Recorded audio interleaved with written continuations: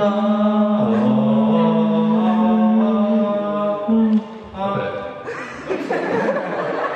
Varenie pilgáckého gulášu podľa Juska. Hneď ráno mali poradu, kto uvarí guláš, pretože predošlý kuchár bol práve v porodnici. Podujal sa Jusko, priletel až z Londýna a doniesol máčku. Trošičku sa vspierala, no potom povolila. Janko sa opýtal, nedáme aj bravčovinu. No Stano povedal, ale na čo? Putníci to aj tak všetko požerú a nič nepoznajú. Ženy krájali cibulu a zaplakali brďo a leštivé. Aby gulášu bolo viacej, pridali tam zemiaky. Tiež škrabali aj zo 4 hodiny. Keďže sa ťažko škrabali, niektoré hodili zo šúbkou.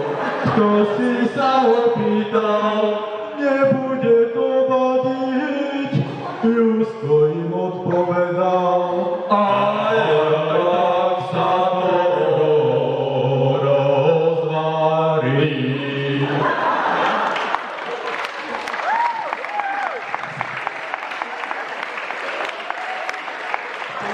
Guláši aj popíjali, a nebola to povola.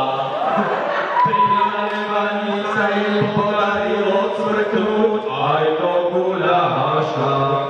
Potom si povedali, však nech je tu veselo. Áno, amen. Potom sa kto si opýtal, a kde je veslo? Videl som tu niekde bežať mačku okolo. Keď mačku chytili, zistili, že to bola druhá. I hneď sa jej spýtali, my sme ťa videli, že si bola v guláši. No mačka zaprela, no aj bozde. Potom ju zas silu videl, bola si s tými, čo varili guláš. Mačka druhýkrát zaprela, it was another cat. Potom prišiel Janko a kým trikrát kohu za kikirika vrátil mačku do guláša.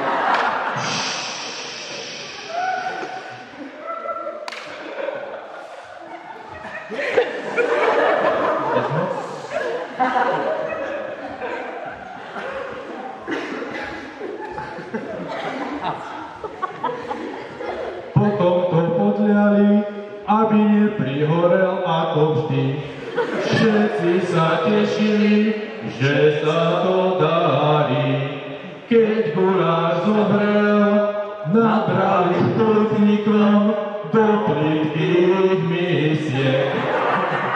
Lebo ktoré objednali v e-shope, tak tam to Putníci sa pýtali, kto tie malé lístky objednal, pani Jančík Gombala. Sám to hovoríš. A ďalej sa mu pýtovali, si Mári neschopný, ale on im neodpovedal. Či Mári nevieš, že sme boli hladní, ale on sa iba učesal. Odbila 9. hodina a oni stále naberali. chleba došiel, tak sme to pojedli, ani zle nám nebolo. Toto sa stalo, a ten, čo to napísal, vieš, že hovorí pravdu. Jeho svedectvo je pravdivé, lebo rok znovu treba variť guláš. Nad kotlíkom bol nápis, toto je mačací guláš. Revolúčíci vraveli, nepíš mačací, ale bravčový. Ale ľudsko povedal, čo som napísal, to som napísal.